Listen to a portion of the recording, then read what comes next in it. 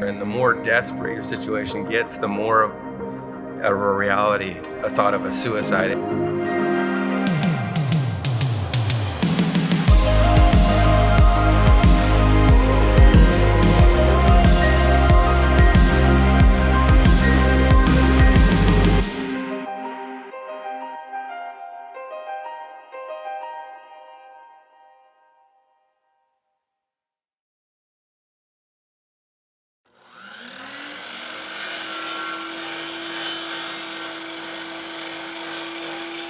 My name is Dave Cox, and I wanted to share my testimony with you today. And I was raised as a pastor's son, and my dad has since passed away, but his name's Melvin Cox, and watched him grow up.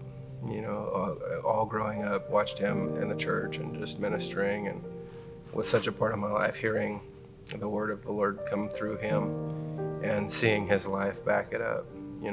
So I was raised a pastor's kid my whole life, and been quite a while where I believed in Jesus and followed Jesus, but got to a point in my life where I had started making my own decisions and started feeling a little bit of freedom in my life. And when I moved out from the house and everything, I headed down that path for a little while. And when I had planted a harvest, and I felt like it isolated me from, in some ways I had felt even from the Lord himself, because I knew my dad had instructed and placed instruction in me, and the decisions that I was making were on purpose. He had told me differently and raised me differently. So I felt like it put me in this category where maybe the Lord would be especially mad at me, because I knew. Wasn't just raised in a family that just lived like the world, and I was making those decisions. I knew the difference, been trained differently. And so when growing up making those decisions, then when that harvest started coming in, my life fell to pieces. It just, one thing after another, after pursuing my own desires and my own plan, my own path in life, it started coming home. And some of those decisions that I had made were not little ones. They were big decisions that began affecting my life on a level that I was unprepared for. And it got to a point where I couldn't eat, I couldn't sleep. I was pacing the floors of my home, just sick to my stomach, just constantly. And I was being tormented. Really what it was, I was tormented. And there wasn't a moment to try to explain it. There wasn't a moment where I couldn't shut it off.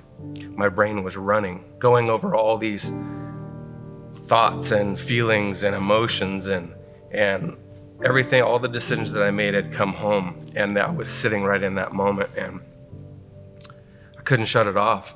And I had gotten advice from other people, that just like worldly advice. Well, you just need to go here, and you need to do this, you need to go this way. And I knew that those weren't what God had for me. And at the worst that it ever had gotten, I just felt like a shell of a human, just complete, because no eating, no sleeping, pacing the floors, and all of that had brought me to a place it was just a carcass. I was just empty. I was here going through the motions, but I wasn't here. I was already gone, so to speak. So tired I couldn't hardly go to work and do my job anymore. I got to a point where I had been saying these words over and over in my head, and they're horrible, but I come to the place where I didn't know how to shut it off. The thought processes and the feelings and the emotions, just like a record, just kept coming around and around and around and around. I couldn't stop it. I felt like I was on a ride I couldn't get off of, no way to get away from it, and I couldn't stop it. And I just kept saying that if I would just put a gun in my mouth and pull the trigger, that it would all be over. Not that it would fix it, but it would be something different. And so that kept coming to me. if I just put a gun in my mouth, pull the trigger. But I had this internal fear in me because I've been raised in a Christian home. I don't know where I would go. I don't know what would happen to me. I don't know where my soul would rest. I don't know. I don't know if I took my own life. And so all these thoughts started coming through my head of, well, maybe if I was driving really fast and made it look like an accident, then maybe the Lord would. But really knowing inside that it was an attempt to take my own life. And that thought had been coming to me over and over and over for a pretty good period of time. If I just put the gun in my mouth, pull the trigger, it'd be something different. It'd be over. I was working in Bass Lake, California, and I had gone up there and I was on this job site and I was just broken. I was just crying. And because those thoughts, those feelings kept coming to me over and over and over. I didn't know how to handle them. It just had gotten to a point where if you think about that long enough, it goes from being something distant to possibly something that you might do. And then it gets closer, and the more desperate your situation gets, the more of a reality, a thought of a suicide. It seems crazy and it seems out there, but the more that you think about that and the more that you dwell on that, the closer it becomes. And so I had gotten to a point where I just didn't know how to handle those emotions. I didn't know how to handle any of that. And it was just at that point. And so what I'm about to share with you right now actually really happened. And you only hear about these things in TV or they just don't happen to you personally, but this really did happen. I was at this job and had been just thinking those thoughts. And like I had mentioned, I was just a carcass of a person. There was nothing there. I was just here existing and thought of thinking about taking my own life.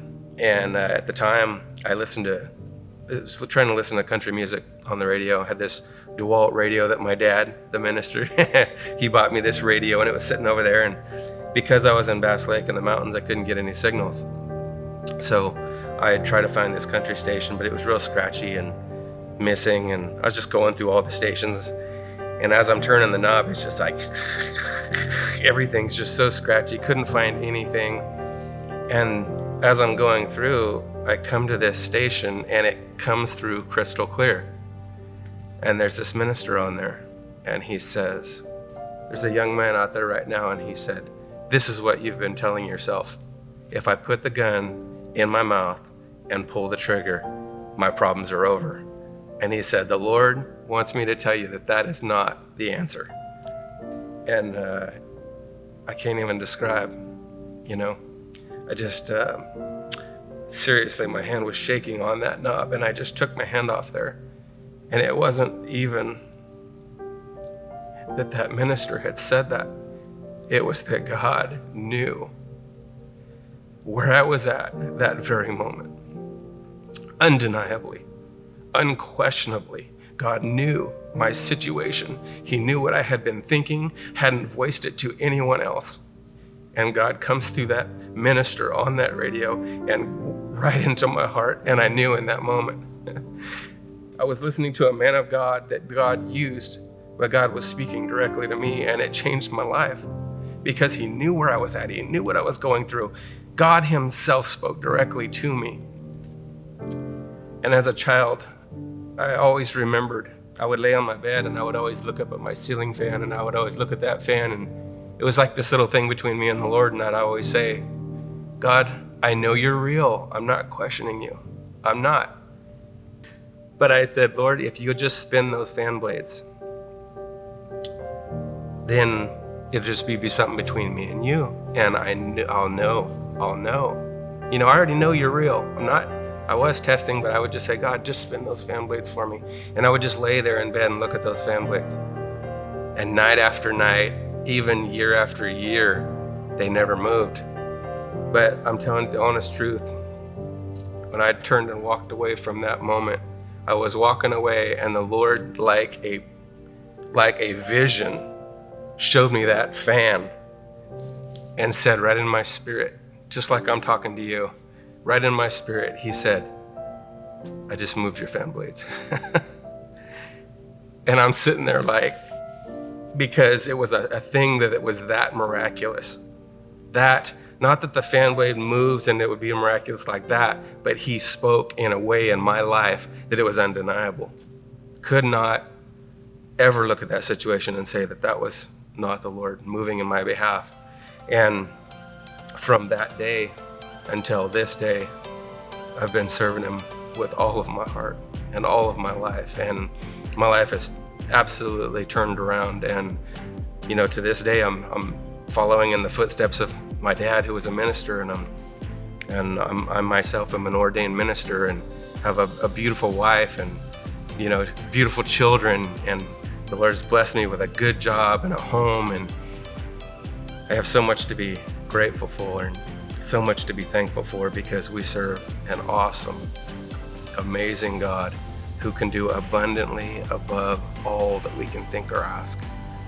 I just want to encourage anyone that might be in this position in their life that God has not forgotten.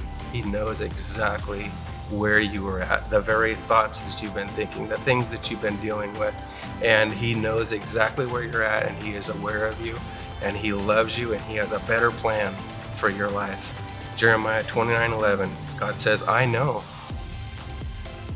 the plans that I have for you. A set of blueprints for your life, and he says, I have them.